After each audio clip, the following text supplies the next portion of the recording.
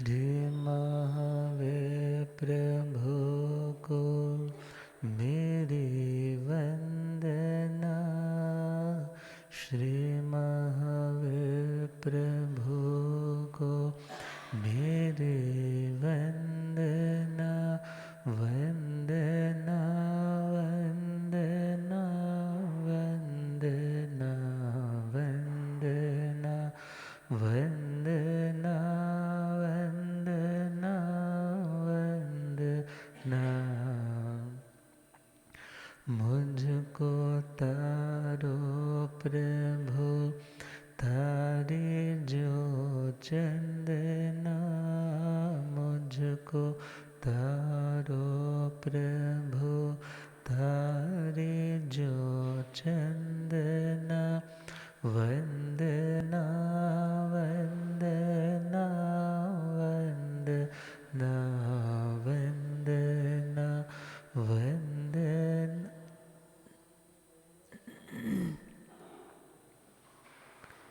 तेरे चरणों में दाता मेरा ध्यान हो।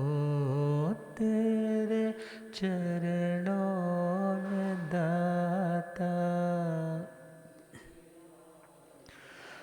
झूठी दुनिया से दिल मेरा अनजान हो। झूठी दुनिया से दिल मेरा चाहे सुख में रहो चाहे दुख में रहो। चाहे सुख में रहो चाहे समता टूटे नहीं है यही स्पंदना। समता टूटे नहीं है यही वंदना वंदना वंदना वंदना वंदना वंदना वंदना। मुझको दल दल से अब तो निकालो प्रभु। मुझको दल दल से अब तो मैं तो आया शरण में संभालो प्रभु। मैं तो आया शरण में कोई तुम सा नहीं इस जहां में कहीं। कोई तुम सा नहीं इस जहां। तेरे चरणों में दाता है अभिवंदना। तेरे चरणों में दाता है अभिवंदना। वंदना वंदना वंदना वंदना वंदना। अनंत अनंत शांति के निकेतन शासनपति श्रमण भगवान महावीर स्वामी के पावन चरणा अरविंदों में हार्दिक भावना वंदन नमन। मेरे अंधेरे जीवन को रोशनी प्रदान करने वाले परम उपकारी आगम ज्ञान के भंडार आगम ज्ञाता आगम पुरुष जय शासरतन हिमाचल के श्री उपाध्याय भगवंत श्रद्धेय गुरुदेव श्री जितेंद्र मुनि जी महाराज साहब के पावन चरण कमलों में हार्दिक भावना वंदन नमन। पाठ पर विराजमान तपस्वी रतन श्री प्रभु मुनि जी महाराज साहब के चरणों में वंदन। धर्म सभा में उपस्थित धर्मानुरागियों, सुशीलवती माताओं एवं बहनों, असीम पुण्योदय से भाग्योदय से आप सबको संतों का समागम और वीतराग वाणी श्रवण करने का सुअवसर प्राप्त हो रहा है। श्रवण कर रहे हैं श्रीमद् समवायांग सूत्र 32वां समवाय, 32वां चैप्टर, 32 योग संग्रह।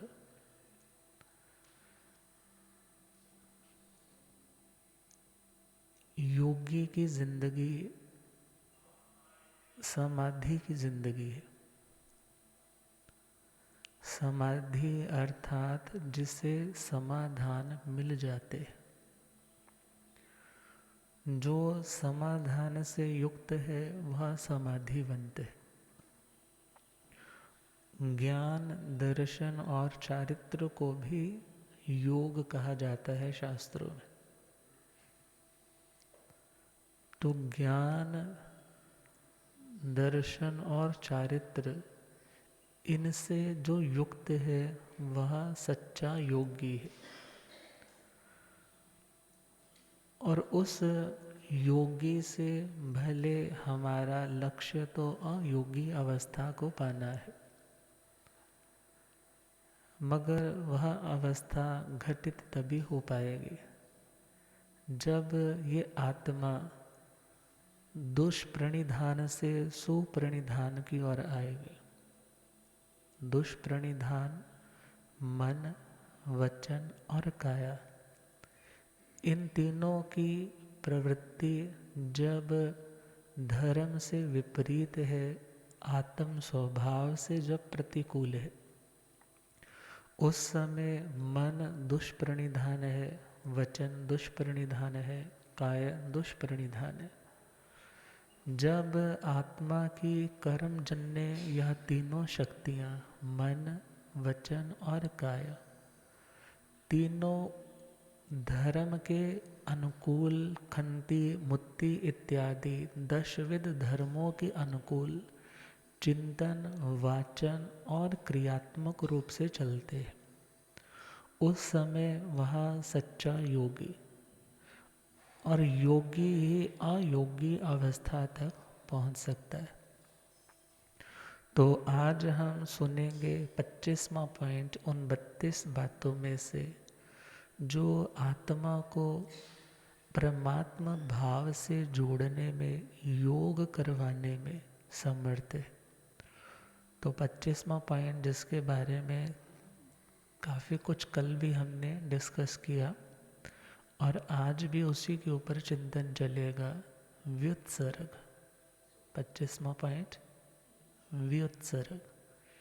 वी उपसर्ग है, उद भी उत्सर्ग है और उपसर्ग के बाद सृज धातु से घ प्रत्यय होता है, तो उत्सर्ग का या कायोत्सर्ग का या व्युत्सर्ग शब्द का निर्माण होता है।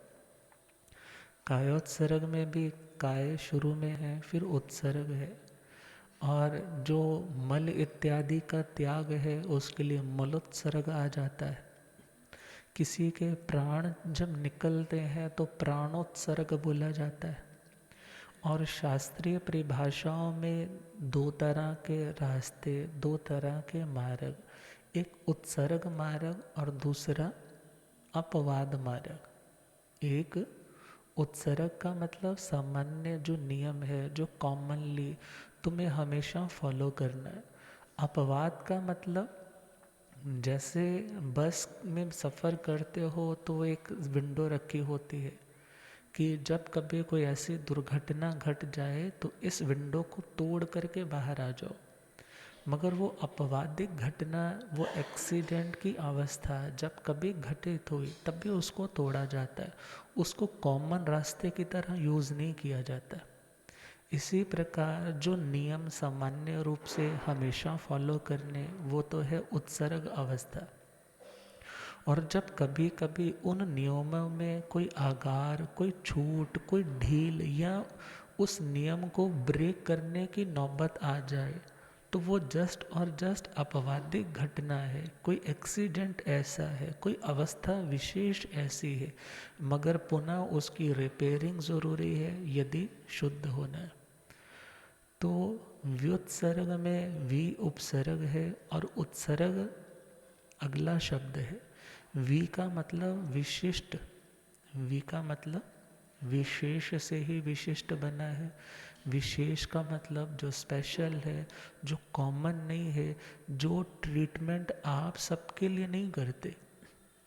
जवाई घर पे नया नया आया है तो उसके लिए तो 36 पकवान भी बनेंगे, उसके लिए हर तरह के बढ़िया से बढ़िया गिफ्ट्स भी तैयार होंगे। मगर कोई सामान्य व्यक्ति मिलने आया है तो उसके लिए वही आपके डाइनिंग पर पड़े हुए 4 वो डब्बे जिसमें बादाम है, एक में बिस्किट है, वो खोल करके रख देंगे। अब एक तो है विशेष और एक है सामान्य। तो आत्मा के उत्थान के लिए, प्रोग्रेस के लिए, समाधि की ओर बढ़ने के लिए किन्हीं चीज़ों का त्याग करना, उन्हें छोड़ना आवश्यक है। मगर जब वो त्याग की वृत्ति, जब वो त्याग की भावना विशिष्ट बन जाती, क्या बन जाती है? विशिष्ट, स्पेशल बन जाती।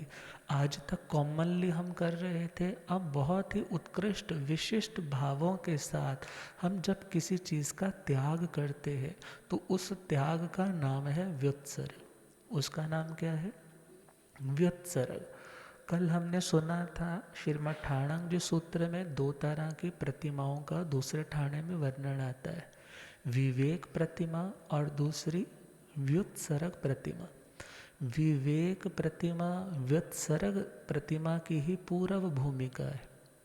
विवेक का मतलब कि घर में जो जो नाजायज़ चीज़ें हैं, जिनका कोई प्रयोजन नहीं है, जो हमारी दुविधा को बढ़ाने वाली है, उन्हें सेग्रीगेट करना, उन्हें अलग कर देना, उनको अलग एक सेट बना करके रख दिया।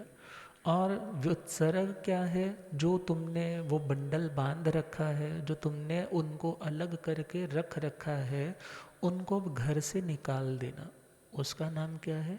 व्युत्सर्ग। विवेक का मतलब जो अपना नहीं है उसकी जांच पड़ताल खोज करके एक शिफ्टिंग विज़न ले करके, शिफ्टिंग विज़न होती है जैसे छाछ में, पुराना टाइम था ना, तो छाछ में क्या करते थे, गेहूँ इत्यादि आता तो उसको छांटते, तो जो रॉ मटेरियल है, जो मिट्टी है, कोई घास फूस है, तिनके है, वो आगे आगे आ जाते, और जो संभालने वाला है अनाज वो अंदर अंदर की ओर आ जाता। अब जब तक तो तुमने उसको शिफ्टर को यूज़ किया तो वो रॉ मटेरियल घेरने वाला आगे आ गया और ग्रहण करने वाला अंदर रह गया। इस अवस्था का नाम क्या है? विवेक की अवस्था। विवेक का मतलब है भेद ज्ञान। विवेक का मतलब क्या है? भेद ज्ञान। अब भेद ज्ञान तो हो गया, मगर इसके बाद जो त्यागने वाला है, जो जिसका वित्सर्जन करना है, जिसका वित्सर्ग करना है, जिसे छोड़ना है, अब उसको निकालना भी तो होगा। तो जो निकालने वाली चीज़ें हैं उन्हें अलग करना, ये सेकंड स्टेप है। मगर उससे पूर्व का स्टेप है विवेक और सेकंड स्टेप है व्युत्सर्ग। विवेक और व्युत्सर्ग। तो भगवान से जब श्री राजप्रश्नी जी सूत्र चलता है या औपपातिक जी सूत्र चलता है, तो औपपातिक जी सूत्र में जब स्थविर भगवंतों की साधना का वर्णन आता है तो उसमें फरमाया जाता है कि वो 12 तरह की तपस्या करते थे। अब 12 तरह की तपस्या के वर्णन में 12 जो 12वां पॉइंट है वह है वित्सर्ग तपस्या का। और ध्यान देना है, वित्सर्ग तपस्या की पूर्व भूमिका है ध्यान। वित्सर्ग तपस्या की पूर्व भूमिका क्या है? ध्यान। और ध्यान की पूर्व भूमिका है स्वाध्याय। ध्यान की पूर्व भूमिका क्या है? स्वाध्याय, क्योंकि जिसका स्वाध्याय अच्छा होगा उसका ध्यान अच्छा होगा, जिसका ध्यान अच्छा हो गया उसका चारित्र प्रैक्टिकली उस व्यक्ति की जिंदगी में नियम पच्च खान आने ही लग जाएंगे। अर्थात प्रैक्टिकली अच्छा बनने के लिए स्वाध्याय जरूरी है, और स्वाध्याय के लिए गुरु की वैयावृत्ति जरूरी है। गुरु की वैयावृत्ति के लिए उनके पास बैठने का दमखम होना भी जरूरी है। वो कब होगा? जब प्रायश्चित लेकर के शुद्ध होकर के बैठेंगे। और गुरुओं से प्रायश्चित कब लेंगे? जब हम भीतर से निर्मल, भीतर से कोमल होने लग जाएंगे। तो खैर ये सारे पॉइंट इंटरकनेक्टेड है, पहले अनशन से लेकर के वित्सर्ग तक सारे एक दूसरे की ओर इशारा करते हैं कि मेरे से ये बड़ा, मेरे से ये बड़ा, मेरे से ये बड़ा। और फाइनल जो स्टेज है वह है वित्सर्ग की। अब वित्सर्ग के दो भेद आते हैं, द्रव्य वित्सर्ग और भाव वित्सर्ग। द्रव्य का मतलब जो स्थूल दृष्टि से दिखाई दे जाता है, मगर स्थूल से सूक्ष्म की ओर बढ़ना ही हर तपस्या का प्रयोजन है। तो वित्सर्ग में द्रव्य वित्सर्ग के चार भेद है, शरीर, गण, उपधि और भत्तपाण। तो शरीर का वित्सर्ग, शरीर का त्याग करना। तो शरीर का त्याग कोई कह सकता है महाराज मैंने तो ना वो पेपर साइन कर दिया है कि मरने के बाद मेरा शरीर दान में दे दिया मैंने, कि जिन बच्चों ने मेडिकल स्टूडेंट्स ने इसके रिसर्च करनी है तो मैंने बॉडी डोनेट कर दी, क्या मैं इसको वित्सर्ग समझूं? तो नहीं, इसका नाम वित्सर्ग नहीं है। ये तुम उनके ऊपर रिसर्च करने के लिए, हेल्प करने के लिए प्रयोजन से काम कर रहे हो। मगर वित्सर्ग तपस्या इससे डिफरेंट है। शरीर वित्सर्ग का मतलब दो तरह से। पहला, जब तुम शरीर में हो, शरीर में रहते हुए शरीर के प्रति आसक्ति, ममत्व, शरीर के प्रति अहम बुद्धि, इन बातों का विसर्जन करना, इन बातों का, इन मेंटालिटीज़ का त्याग करना, उसका नाम है शरीर वित्सर्ग। और जब अंतिम अवस्था आए उस टाइम भी क्या सोचना कि अब मैंने जो इस देह रूपी नौका से रास्ता पार करना था काफ़ी हद तक पार कर लिया, मगर अब ये नौका खंडहर की मीनार बन रही है, पानी पानी ही हो रहा है, छिद्र छिद्र ही हो रहे। ऐसे में इसके प्रति मोह नहीं रखना, बल्कि ज्ञ परिज्ञा से जान करके प्रत्याख्यान परिज्ञा पूर्वक उस देह का त्याग कर देना। मीन्स लास्ट टाइम में संथारा ग्रहण कर लिया। तो वो शरीर त्याग की जो बात है वो तो बिल्कुल लास्ट स्टेज पर जाकर के करें, मगर उससे पूर्व जो शरीर का वित्सर्ग है, तो शरीर के प्रति ममत्व बुद्धि, विभूषा का त्याग, शरीर के प्रति इसे सर्दी ना लग जाए, इसे गर्मी ना लग जाए, इन बातों से भी उपेक्षित बुद्धि रखना। अर्थात देह को काय कलेश इत्यादि तप सहने में और मजबूत बनाने का अभ्यास करना। अभ्यास जितना जितना बढ़ेगा उसकी आत्म बुद्धि और विकसित होगी कि मैं देह नहीं, मैं आत्मा हूँ। कि इतनी तपस्याएं क्यों की जाती है? कि सोचने का भाई तुम्हें टाइम तो मिल जाए कि तुम इतना कुछ जिसको फीड दे रहे हो वो तुम नहीं हो। और जब तुम्हें रियलाइज होगा कि मैं अनाहारक स्वरूप वाली शुद्ध चेतन सत्ता हूँ और मैं जो कुछ भी कर रही हूँ मैं इस लक्ष्य तक पहुँचने के लिए कर रही हूँ। तो शरीर वित्सर्ग में हम यह भी समझ सकते हैं जैसे कुछ देर के लिए कायोत्सर्ग किया जाता है। शरीर वित्सर्ग को ही हम आज की भाषा में जो योग निद्रा करवाई जाती है, सुना है नाम किसी ने? योग निद्रा, जो लोग मेंटली बहुत ज़्यादा स्ट्रेस्ड रहते हैं, अशांत रहते हैं, मन विक्षुब्ध सा रहता है, ऐसे लोगों को कहा जाता है कि तुम योग निद्रा का अभ्यास करो। और हमारे जैनोलॉजी का वर्ड है कायोत्सर्ग करो। क्या करो? कायोत्सर्ग।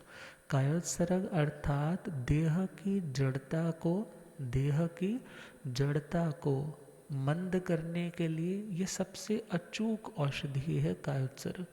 देह की जड़ता का मतलब दो कारणों से एक सर्कल सा चलता है।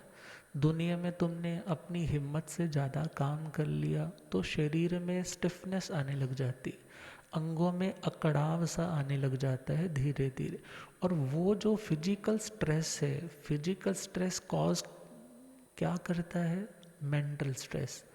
फिजिकल स्ट्रेस से पैदा हुआ मेंटल स्ट्रेस।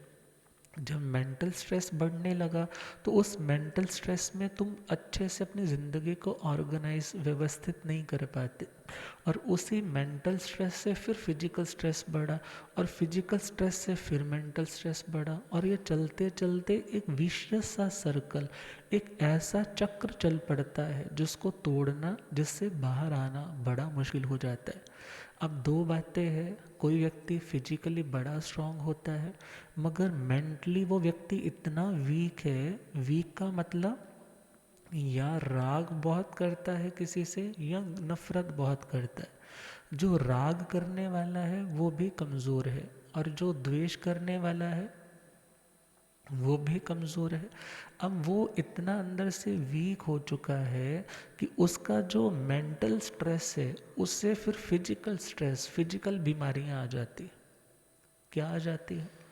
देखा होगा ना, कोई कहता है मैं तो चंगा पला था जी, बहुत अच्छा था, मगर परिवार की चिंता ही इतनी है, पति देव ठीक नहीं रहते, बेटी घर में खुश नहीं है, व्यापार में पैसे जो ले चुके हैं वो वापस देने का नाम नहीं ले रहे। अब चिंता इतनी मन के ऊपर है, दिमाग के ऊपर है, और वो चिंता अब शरीर में दिखने लग जाती। किस में दिखने लग पड़ी? शरीर। अब शरीर में जब वो लक्षण प्रकट हुए, नए नए रोग पैदा हुए, अब उन रोगों को वो क्या सोच रहा है, ये कहाँ से पैदा हुए, और चिंता। अर्थात शारीरिक स्ट्रेस से फिर मेंटल स्ट्रेस बढ़ने लगा, मेंटल स्ट्रेस से शारीरिक स्ट्रेस, और शारीरिक स्ट्रेस से मेंटल। अब इस चेन को तो तोड़ना पड़ेगा ना, या तो तुम वर्कआउट करो, या तो तुम शरीर पर पूरा ध्यान दो, या अपने मन के ऊपर सबसे पहले टाइम दो। तो इन समस्त बुराइयों से और शांति के दौर से निकलने का सिंपल सा तरीका है कायोत्सर्ग। कौन सा? कायोत्सर्ग। काया का मतलब शरीर, और उत्सर्ग का मतलब उसका त्याग करना। उत्सर्ग के कई मीनिंग्स आते हैं, जब हम शब्द को डिक्शनरी सर्च करते हैं तो वहाँ पर उत्सर्ग का पहला अर्थ है किसी चीज़ को अलग रख देना। क्या कर देना? जो चीज़ तुम्हें इरिटेट, परेशान कर रही है, तुम क्या करते हो? उसको अपने से अलग कर देते हो। सपोज जब तुमने आज जैकेट पहनी है और एकदम गर्मी से हो गई और तुम्हें इरिटेट होने, इचिंग होने लग पड़ी, खुजली होने लग पड़ी, तो तुम अपनी जैकेट को क्या कर देते हो? अलग कर देते हो। अब उत्सर्ग का एक मीनिंग है किसी चीज़ को अलग रख देना, उत्सर्ग का दूसरा मीनिंग है त्याग देना। एक तो है ना कुछ देर के लिए अलग रखा, और दूसरा क्या है? किसी चीज़ को त्याग देना, रिजाइन कर देना। अब तीसरा मीनिंग क्या है? जो अभी तक बॉन्ड, उसका जो बंधन बहुत दृढ़ था, उस दृढ़ बंधन को शिथिल बंधन में कन्वर्ट करना। किस में करना? जैसे बच्चा है, बच्चे से बोला बेटा जा कर के सब्जी ले आ, सब्जी लेकर के आया।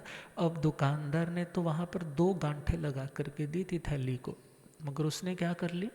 2, 3, 4, और वो भी अच्छे अच्छे से टाइट कर ली।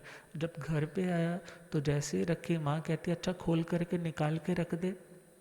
अब जब खोलने की ना बात आती है तो देखता है कि गांठें इतनी पक्की हो गई है कि उससे खुल नहीं रही। तो माँ कहती है अच्छा कोई बात नहीं, मैं इसको थोड़ा ढीला कर देती हूँ।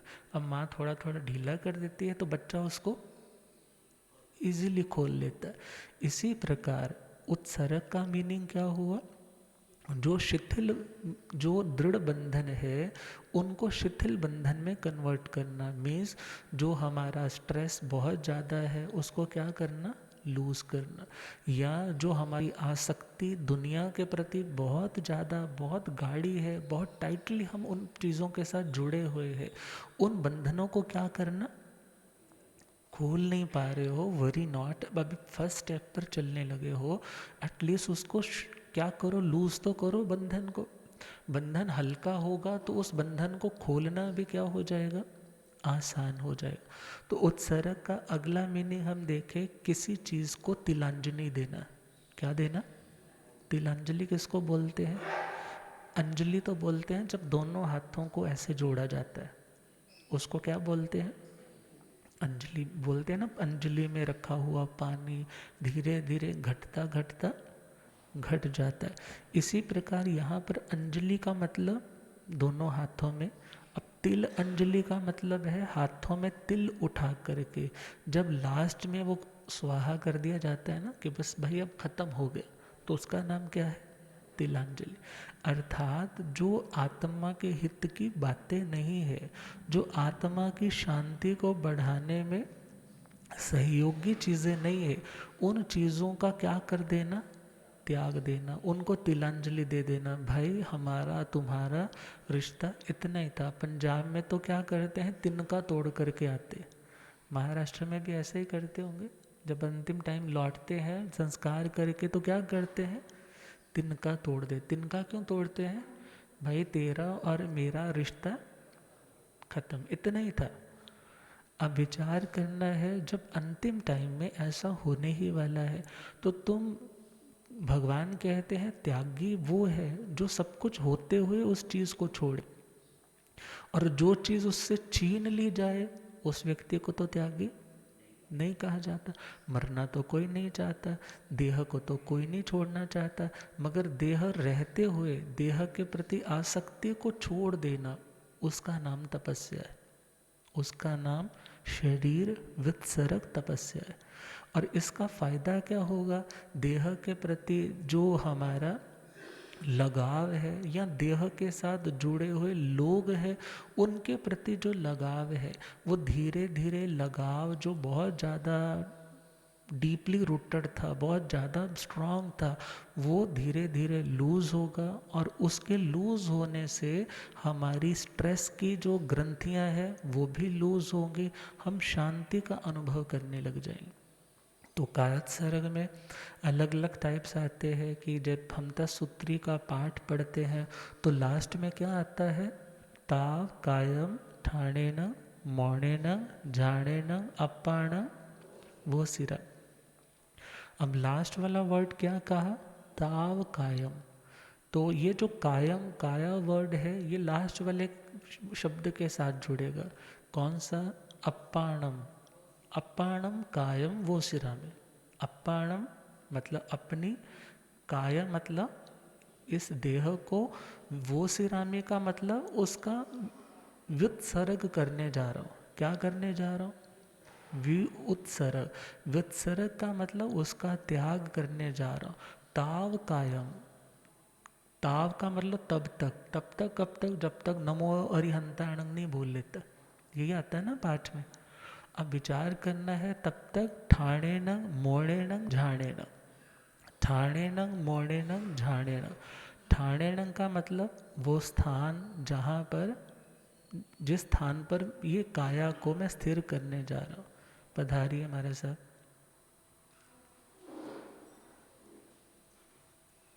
पधारिए।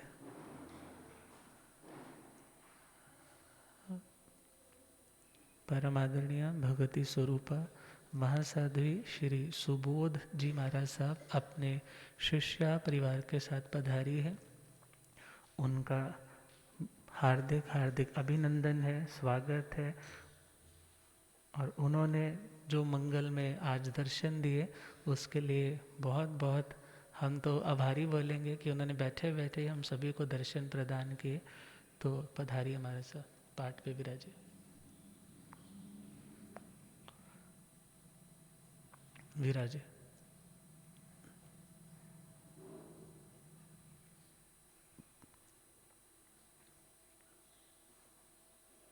संथारा विशेषज्ञ परम पूज्य धर्मावतार श्री धर्म मुनि जी महाराज साहब की आज्ञानुवर्तनी महासाधि वृंद, जिनका मंगल में पदार्पण हुआ, तो उन सभी का सभी अभिनंदन करें और अपने अपने स्थान पर बैठ जाएं।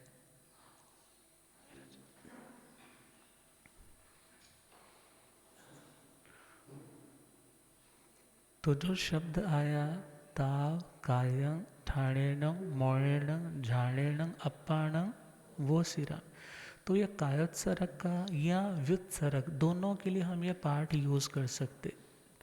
ताव का मतलब तब तक जब तक मैं नमो अरिहंताण ऐसा नहीं बोल लेता, तब तक मैं क्या करूँगा, अपाणं कायं वो सिरामी, अपनी इस काया के प्रति जो आसक्ति, जो ममत्व बुद्धि है, मैं उसका क्या करूँगा, त्याग करूँगा। इसी स्थान पर रह करके, मौन रह करके और मन को ध्यान की अवस्था में उतार करके, तीनों योगों की बात आ गई। एक जगह पे टिक करके बैठना क्या है, काया गुप्ती, क्या है, काया की चंचलता रुक गई। वाणी से मौन हो जाना, इससे वचन की चंचलता पे क्या लग गई, ब्रेक लग गई। और तीसरा हमारा जो मन, जिसने गति करनी ही करनी है, अब उसे प्रशस्त, उत्तम, अच्छे विचारों की ओर, गहराई की ओर बढ़ाना, उसका नाम क्या है, ध्यान। अर्थात मैं मन को, वचन को, काया को तब तक, जब तक नमो अरिहंताणं ऐसा नहीं बोल लेता, तब तक मैं अपने इस देह का त्याग करता हूँ, देह के प्रति आसक्ति का त्याग करता हूँ। कोई बहुत दृढ़ पुरुषार्थ का धनी है, वो तो बड़े से बड़ा उपसर्ग आ जाए तो भी अपनी आंखें खोलता नहीं है। मगर सामान्य साधकों के लिए तो अपवाद मार्ग है, उसके लिए तो यहाँ पर आगार भी दिए जाते हैं। यदि ऐसी ऐसी अवस्था हो तो मैं अपने ध्यान को पार सकता हूँ। भले इस पाठ में तो जस्ट और जस्ट शारीरिक उन बाधाओं की बात है जो नेचुरल चीज़ें हैं, मगर इसी के साथ साथ कोई बड़ा, कोई ऐसा उपसर्ग आ जाए तो वहाँ पर भी वो पार सकता है। मगर जो दृढ़ धर्म है, आरोहणक श्रावक जैसे है, इतना बड़ा उपसर्ग आया, मगर उस देवता के आगे उन्होंने ये नहीं कहा कि मैंने ये जैन धर्म छोड़ा, मैं अपना धर्म को तिलांजलि देता हूँ। मैं शरीर को तो तिलांजलि दे सकता हूँ, मगर अपने धर्म को तिलांजलि। तो आत्म भावों में रमण करने वाले वो साधक, और वो साधक देखो सुदर्शन श्रावक जैसे अर्जुन माली का उपसर्ग आया, मगर उन्होंने भागे नहीं वहाँ से, वहीं पर स्थिर होकर के ध्यान की अवस्था में बैठे हैं। भले भगवान को उन्होंने वंदन किया, मगर ये नहीं कहा प्रभु मुझे आकर के बचाओ, मैं तो आपके दर्शन करने के लिए आ रहा। गज सुकुमाल जी के सर के ऊपर अंगारे रखे, शरीर के प्रति मोह का इतना बड़ा त्याग होगा कि वो स्थिर रह पाए।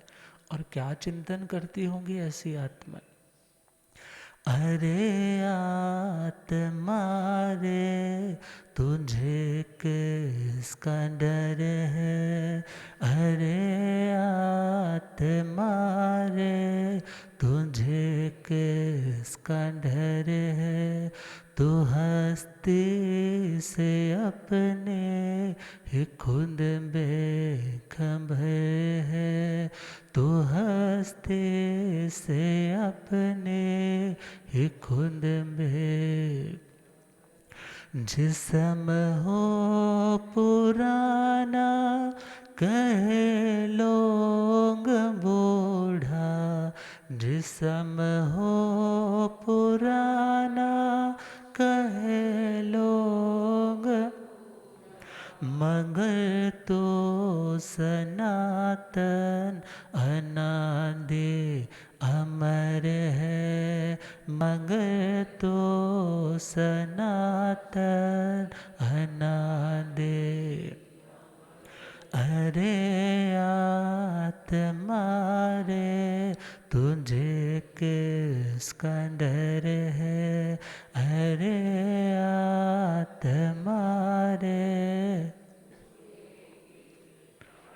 तुझे प्यार पिंजरे से कैसे हुआ है, तुझे प्यार पिंजरे से कैसे, गगन में धूड़ जा वही तेरा घर है, गगन में धूड़ जा वही तेरा। अरे आत्मा रे तुझे किसका डर है, अरे आत्मा रे है ज्ञान अनंता जो तुझ में समाया, है ज्ञान अनंता जो तुझ में है छाया। अंधेरा तू भूला डगर है छाया। अंधेरा तू भूला, अरे आत्मा रे तुझे किसका डर है, अरे आत्मा रे तुझे। तू ये मानता है कि बाहर खुशी है, तू ये मानता है कि बाहर लगा गोता अंदर तू शांति का घर है, लगा गोता अंदर तू शांति। अरे आत्मा रे तुझे किसका डर है, अरे आत्मा रे तू हस्ती से अपने ही खुद बेखबर है, तू हस्ती से अपने खुद बे। बहुत से कह देते हैं महाराज जी जब आप गाते हो ना तो नींद आने लग जाती, ये होता है कि सो जाए। तो विचार करना है, ये भक्ति के जो भजन होते हैं ना ये भी सुलाने वाले, मगर कहाँ से सुलाने वाले? मोह की अवस्था, जहाँ हम मोह की अवस्था में जाग रहे हैं ना, जब ऐसे भजन सुनते हैं तो मोह मय जो आत्म भाव है वो सो जाते, मगर जो आत्मा का सच्चा भाव है वो जागृत हो जाता। तो शरीर व्युत्सर्ग अर्थात शरीर के प्रति आसक्ति, ममत्व बुद्धि और उस शरीर के प्रति जो हमने दृढ़ता के बंधन बांध रखे हैं, मेरा शरीर। राजा जनक भी तो बोलते हैं ना मेरा शरीर, मगर अष्टावक्र जी सुनते हैं ना स्टोरी, अष्टावक्र जी ने कैसे समझाया था। उन्होंने क्या शर्त रखी थी, जो मेरे को बस 2.5 अक्षर में ज्ञान दे दे मैं उसको अपना गुरु मान लूँगा। अब बहुत से लोग आए, बहुत पंडित आए, मगर कोई उन्हें बोध नहीं दे पाया। जिनका 8 जगह से शरीर टेढ़ा था, वक्र था, वो भी पहुंच गए। बोले जी मैं आपको संदेश देने आया हूँ, मैं आपको प्रतिबोध देने आया हूँ, I am capable to become your guru. गुरुदेव पधार रहे हैं। हो रब मेरा सतगुरु बन के आया मैनो,